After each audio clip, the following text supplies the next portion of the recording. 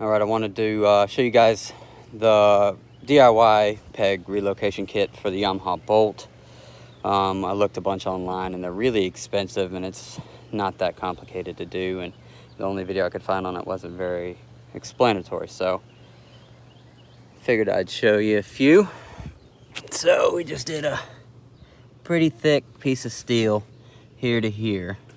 Both sides are a little bit different in length, so we did 6-inch relocation kit. Here's our original bolt up to here.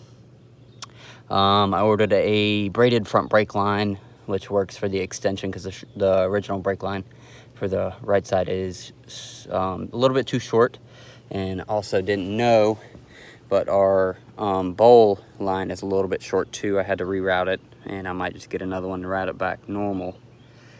But that's about it for this side. It wasn't that complicated.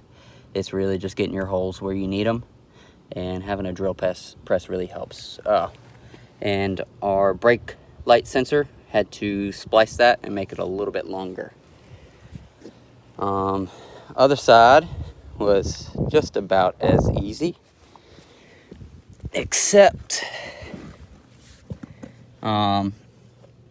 here's our original bolt up. Same thing, just make sure your distance on both sides is about the same. I was fairly close, and ordered this piece for our shifter extension, TC Bros, universal mount.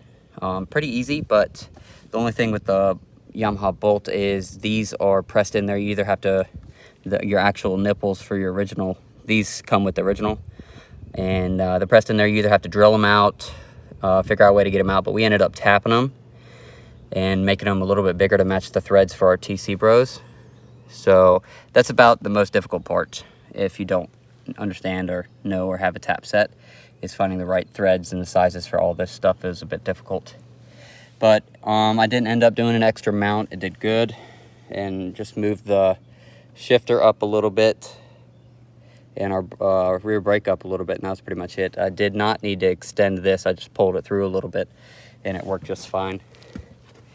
But yeah, it wasn't that complicated. It was about a day's worth of work. I don't have a drill press or anything like that, so it kind of sucks drilling everything out with a hand drill, especially through how thick that steel was.